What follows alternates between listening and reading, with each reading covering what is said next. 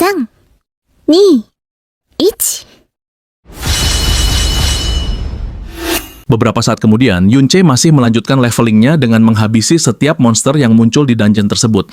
Namun, skill Trick Blade-nya kehabisan waktu, dan monster berlevel 17 itu masih juga belum mati meskipun telah ia tebas berkali-kali dengan Trick Blade Attack 70%.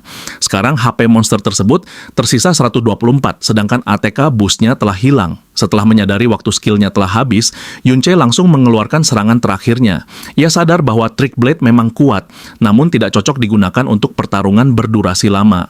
Monster itu pun akhirnya berhasil ia habisi. Stamina Yunche juga tak cukup kuat jika harus bertarung terlalu lama. Meski begitu, kecepatan levelingnya saat ini jauh lebih cepat dibanding leveling biasa.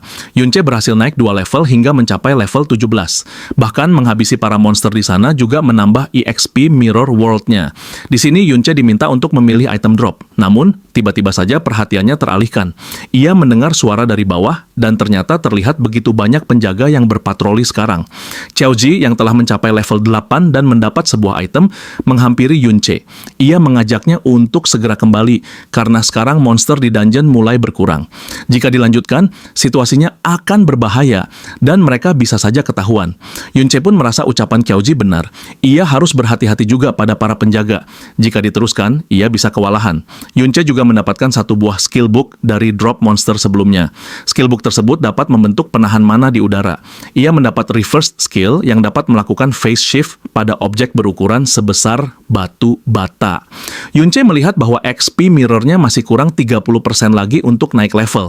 Namun, meski masih level 1, Mirror World sudah begitu kuat. Entah akan sekuat apa setelah levelnya naik.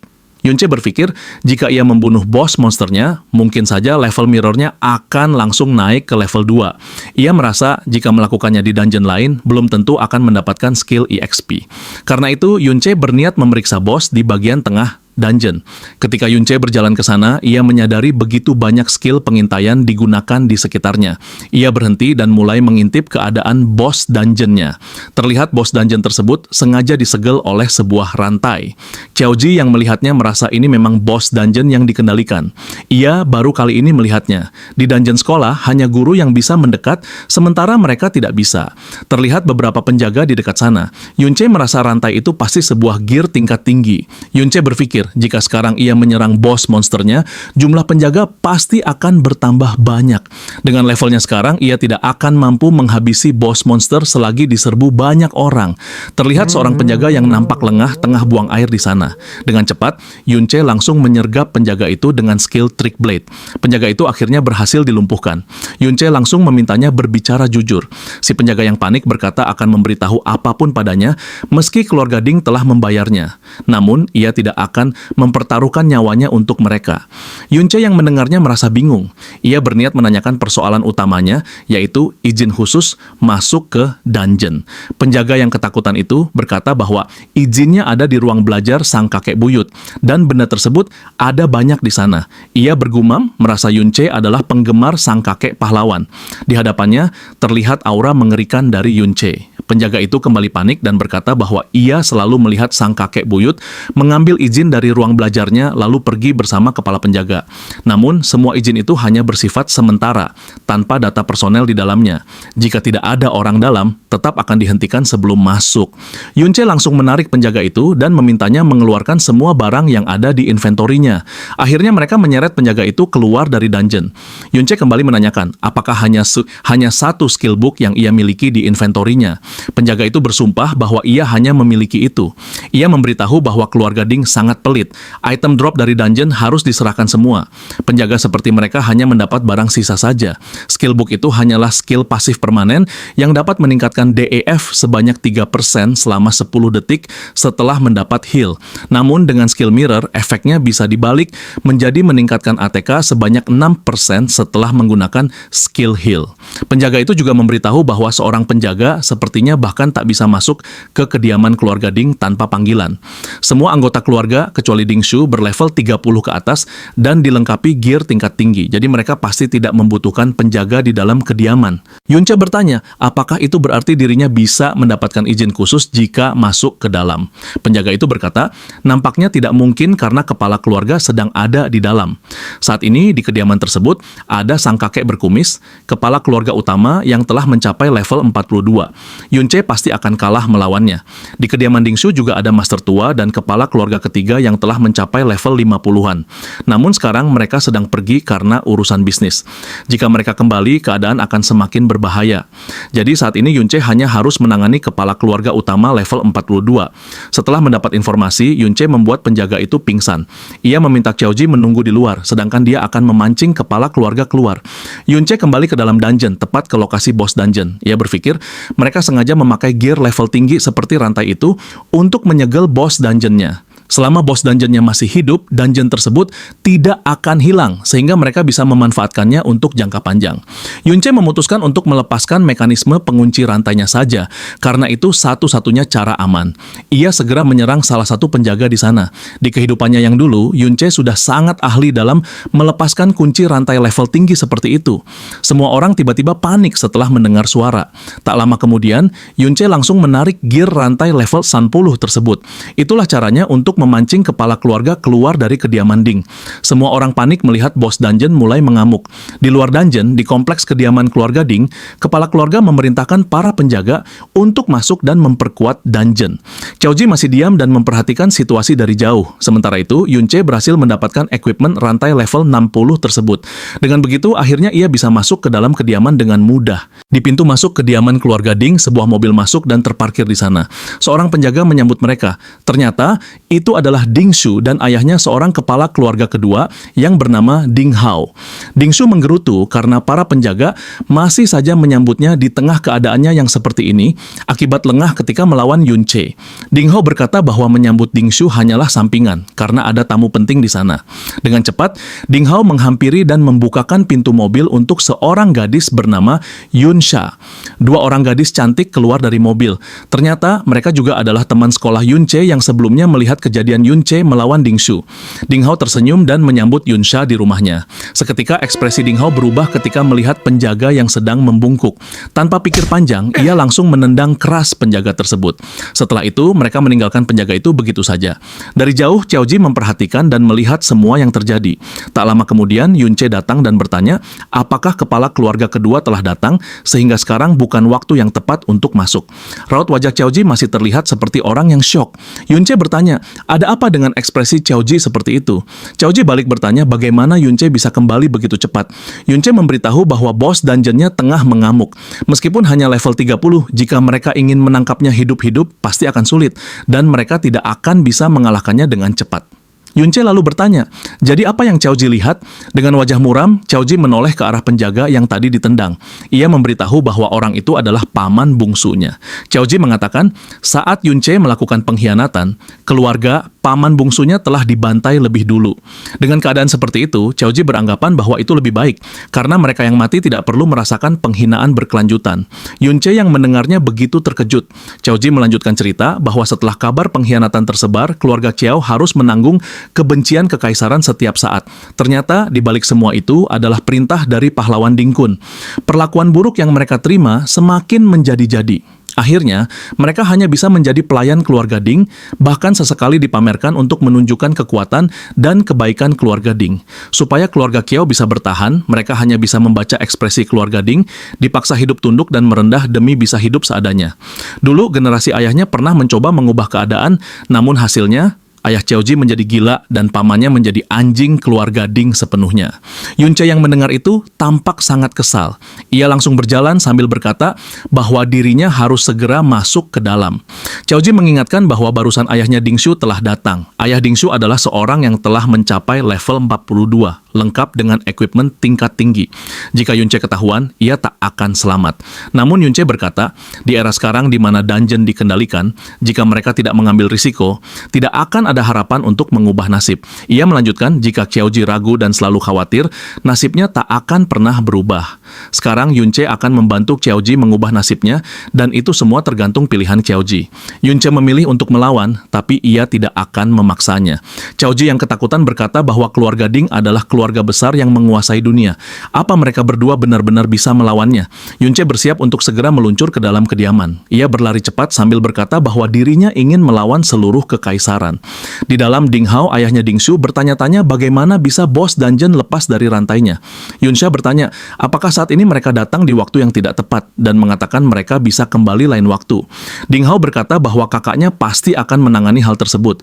Lagi pula itu hanyalah dungeon biasa dan tidak lebih penting dari kedatangan Yunsha. Ding Hao menambahkan bahwa setelah mendengar Yunsha akan berkunjung, kakak ketiga dan ayahnya bahkan akan kembali secepatnya. Mereka juga telah menghubungi sang kakek pahlawan yang sangat ingin bertemu dengan Yunsha. Ternyata Yunce secara diam-diam tengah mendengarkan pembicaraan mereka. Ia bertanya-tanya, apakah kakek pahlawan yang dimaksud itu adalah Ding Kun? Yang lebih penting saat ini, ia butuh izin khusus untuk masuk dungeon. Namun, ketika melihat Yunsha, Yunce merasa gadis itu sepertinya memiliki status tinggi. Ditambah lagi, nama belakangnya adalah Yun, sama seperti dirinya. Ia bertanya-tanya apakah itu hanya kebetulan. Tapi sekarang Yunce akan fokus mencari izin khusus masuk dungeon terlebih dahulu. Nampaknya teman Yunsha seperti menyadari gerak-gerik Yunce sebelumnya. Dua orang pelayan wanita terlihat berjalan melewati ruangan tersebut. Yunce terus menunggu sampai para pelayan itu pergi. Setelahnya, ia segera membuka pintu ruang belajar dan masuk ke dalam. Di sana terlihat seperti ruang belajar biasa pada umumnya, banyak buku tersimpan. Sementara itu, di depan dungeon, kepala keluarga utama Ding E si Kumis 1 berhasil menaklukkan kembali bos dungeon. Ding E merasa bos dungeon itu dilepaskan dengan niat jahat, namun mereka sama sekali tidak menemukan jejak siapapun. Ia juga merasa tak mungkin ada orang yang melakukan hal itu hanya untuk mengambil equipment tingkat tinggi. Namun, Ding E tetap memerintahkan para penjaga mengepung kediaman. Ia tahu bahwa Yunsha sedang berkunjung dan tak bisa membiarkan ada kecelakaan yang mengagetkannya. Sementara itu, Yunce masih terus mencari di ruang belajar, namun ia sama sekali tidak menemukan apapun. Ia berpikir untuk menggunakan skill phase shift-nya, sehingga bisa menembus objek meskipun hanya berdurasi 4 detik. Yunce membuka laci berikutnya yang berisi sebuah buku. Ia mengambilnya, merasa itu hanya buku harian, namun di bawahnya ia menemukan skill book berkualitas tinggi. Di luar, di pintu masuk kediaman keluarga Ding, para penjaga sudah mengepung kediaman dari luar. Qiaoji yang melihatnya bingung, mengapa tiba-tiba banyak sekali penjaga datang ke sana. Ia berpikir, mungkinkah semua orang sudah menyadari keberadaan mereka? Qiaoji panik, merasa jika Yunce tidak kabur sekarang, maka ia tidak akan punya kesempatan lagi. Ia teringat apa yang terjadi pada ayah dan pamannya. Ia ketakutan, jika tidak melarikan diri sekarang, mungkin nasibnya akan lebih buruk dari mereka. Ia juga mengingat kembali apa yang telah terjadi pada keluarganya. Akhirnya, Qiaoji berniat kabur diam-diam dari sana, setidaknya dirinya bisa selamat. Namun ketika hendak pergi, ia kembali teringat ucapan Yunce yang berkata bahwa ia bisa membantunya mengubah nasib, namun itu semua tergantung pilihannya. Seketika Qiaoji sengaja berteriak keras untuk mengalihkan perhatian. Para penjaga yang mendengar teriakannya akhirnya mengetahui keberadaannya. Mereka segera mengejar Qiaoji. Dalam benaknya, Qiaoji berharap para penjaga itu tidak menemukan Yunce, makanya ia memancing mereka menjauh. Yunce yang mendengar teriakan Qiaoji langsung memecahkan kaca untuk kabur. Dalam benaknya, Yunce merasa bahwa akhirnya Qiaoji berhasil mengalahkan ketakutan dalam dirinya dan memutuskan untuk melawan. Yunce langsung berteriak pada para penjaga bahwa dirinya telah mendapatkan rantai dan skill book. Mereka bisa mengejarnya jika berani. Para penjaga pun bergegas mengejarnya. Yunce menggunakan skill dari skill book sebelumnya, yaitu Slowing Aura, yang bisa memperlambat musuh dalam radius 20 meter sebesar 20%. Yunce juga menggunakan skill Acceleration Aura yang meningkatkan kecepatannya dan sekutu dalam radius 30 meter sebesar 30%. Ding E begitu khawatir melihatnya. Ia meminta tim penjaga 2 dan 3 untuk kembali melindungi dungeon karena Yunce tidak akan lari. Dia sedang kembali menuju dungeon. Qiaoji yang melihat Yunce pergi ke arah dungeon semakin panik, bertanya-tanya kenapa ia malah kabur ke arah yang salah.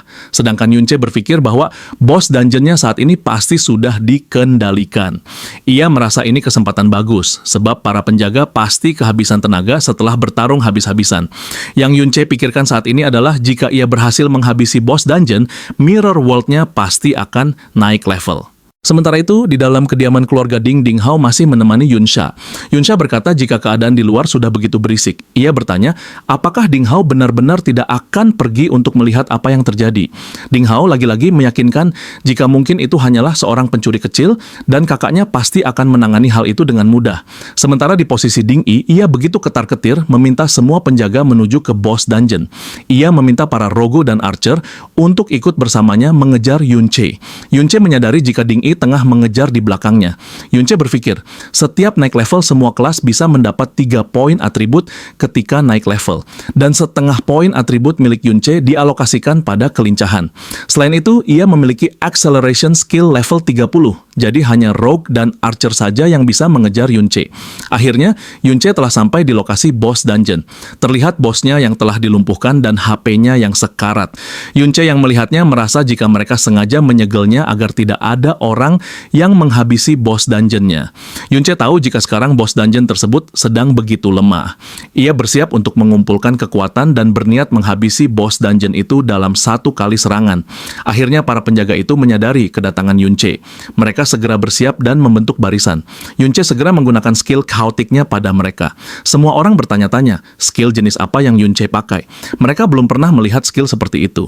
Seseorang berkata jika skill yang dipakai oleh Yunche membuat status menjadi abnormal. Biasanya resistensi manusia pada skill abnormal tidak sekuat monster. Di sini beberapa orang ada yang terkena efek dari skill chaotic milik Yunche yang membuat mereka saling menyerang satu sama lain.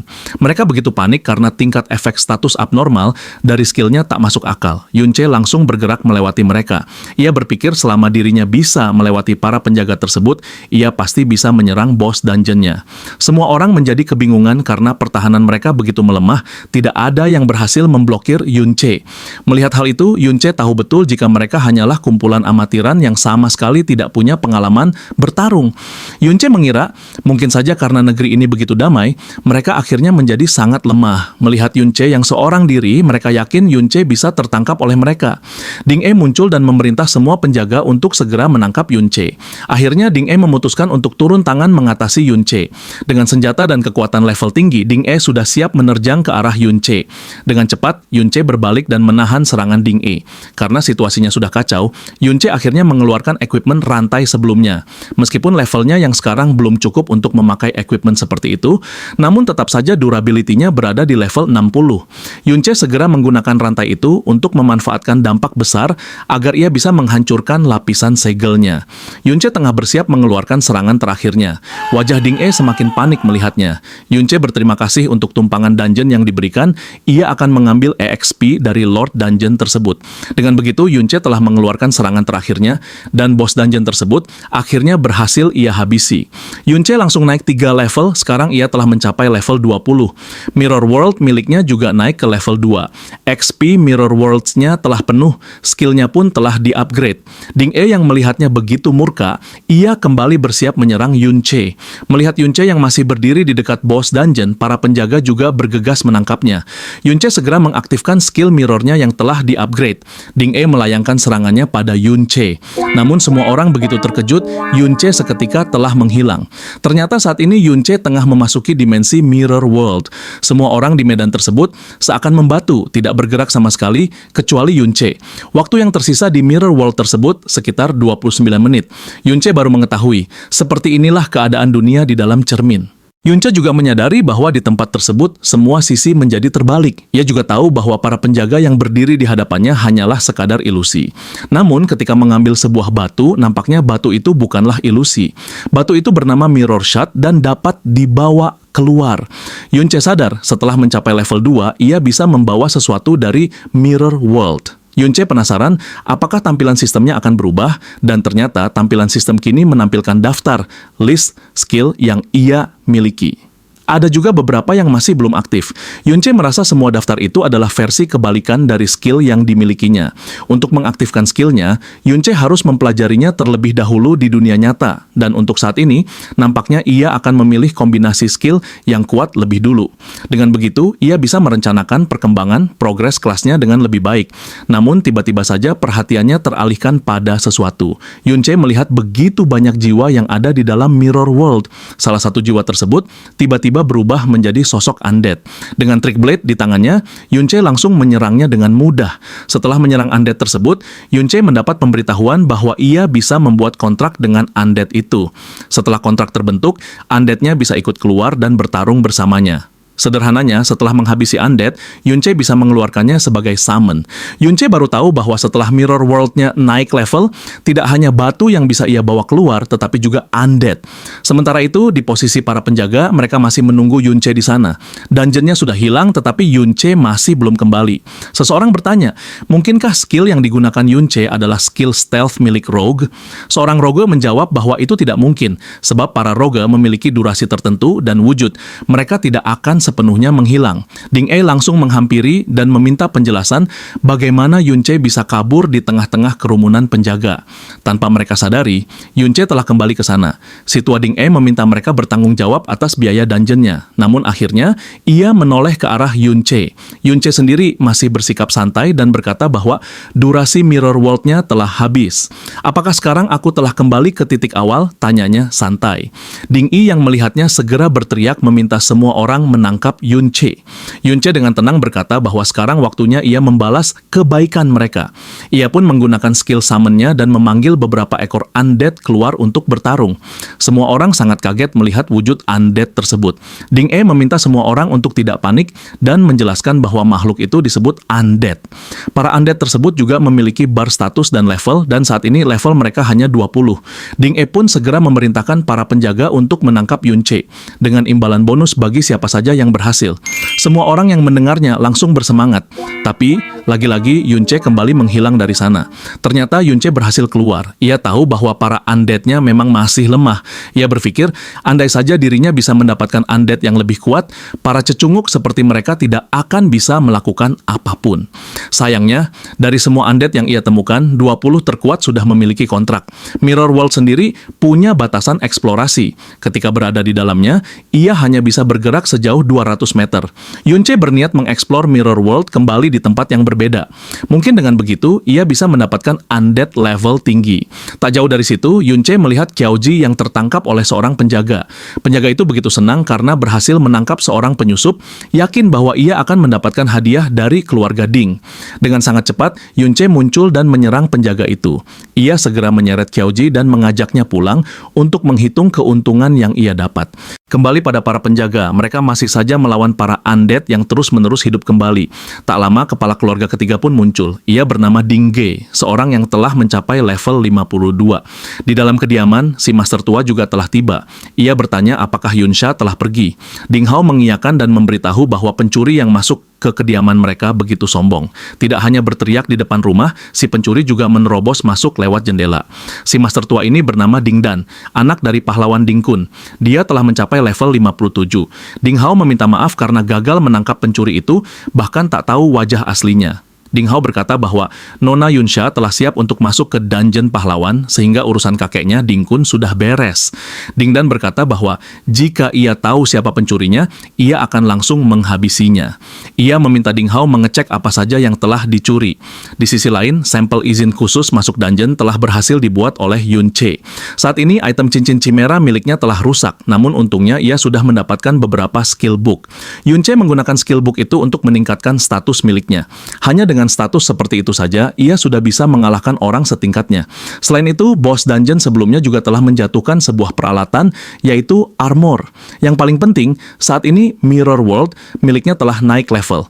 Dengan skill tersebut, undead yang ia taklukkan mampu meningkatkan kekuatannya secara signifikan. Namun, Yunche merasa itu saja belum cukup, karena jika dilihat dari patung Ding Kun, setidaknya Ding Kun telah mencapai tingkat berserker kelas S. Yunche pun berniat membuat kontrak dengan undead yang lebih kuat dan mencapai level 50 untuk mengalahkan Ding Kun. Qiaoji yang masih merasa khawatir bertanya, apakah saat ini mereka masih dikejar? Yunche meyakinkannya bahwa mereka akan baik-baik saja karena tak ada yang melihat wajah mereka sebelumnya. Meski begitu, Qiaoji masih menunduk dan merasa cemas. Menyadari hal itu, Yunche langsung bertanya apakah ada secret realm yang kuat di sekitar sana hingga membuat orang kuat tewas di dalamnya. Yunche berkata bahwa ia ingin naik level di dungeon tersebut dan soal Soal ia akan berhasil atau tidak, Qiaoji akan melihatnya sendiri. Sambil berusaha mengingat, Qiaoji berkata bahwa ada satu secret realm di sekitar sana. Itu adalah dungeon sekolah, namun mereka tidak memiliki akses untuk masuk ke sana. Yunce yang mendengarnya langsung memikirkan cara khusus agar bisa masuk. Ternyata Yunce sengaja mengunjungi rumah pribadi Pak Guru dan memberikan skill book langka yang sesuai dengan kelasnya, yaitu Vagabond. Dalam benaknya, Pak Guru kembali berpikir bahwa Yunce sepertinya memang memiliki orang yang mendukungnya. Pak Guru akhirnya berkata bahwa kebetulan saat ini dungeon tersebut sedang terbuka untuk siswa yang akan lulus. Meskipun Yunce dan Qiaoji adalah siswa angkatan bawah yang tidak memenuhi syarat, jika ada siswa yang menonjol, tentu saja Pak Guru bisa merekomendasikannya. Singkatnya, sekarang Yunce telah berada di depan secret realm tersebut. Beberapa siswa yang akan lulus tampak begitu antusias karena merasa bahwa itu adalah dungeon terakhir yang bisa mereka masuki. Mereka bahkan berterima kasih pada pahlawan karena dungeon tersebut adalah hadiah dari sang pahlawan. Yunce sudah merasakan keanehan pada dungeon itu. Pak Guru memberitahu bahwa dungeon itu adalah heroic secret realm yang diberikan oleh pahlawan. Kabarnya, sang pahlawan pernah bertarung di dalam dungeon tersebut dan hingga kini masih ada jejaknya di sana. Qiaoji merasa murung dan bertanya-tanya apakah dungeon itu adalah tempat di mana pahlawan mengalahkan pengkhianat. Ia ragu apakah harus memberitahu Yunce atau tidak. Pak Guru meminta mereka untuk berhati-hati karena level dungeon itu begitu tinggi. Ia menunjuk seorang siswa senior bernama Xiaoxie untuk mengawal Yunce dan Qiaoji. Xiaoxie merasa kesal, menganggap mereka berdua akan menghambatnya naik level. Pak Guru pun menenangkannya dan meminta mereka segera masuk. Namun Xiaoxie yang kesal masih saja mengomel dan tidak ingin repot mengurus Yunce serta Qiaoji. Ia bahkan meminta mereka untuk terus berada di belakang para siswa senior agar tidak merepotkan. Yunce masih merasakan keanehan karena rata-rata para siswa di sana berada di level 20-50. Ia yakin dungeon tersebut akan sangat berbahaya.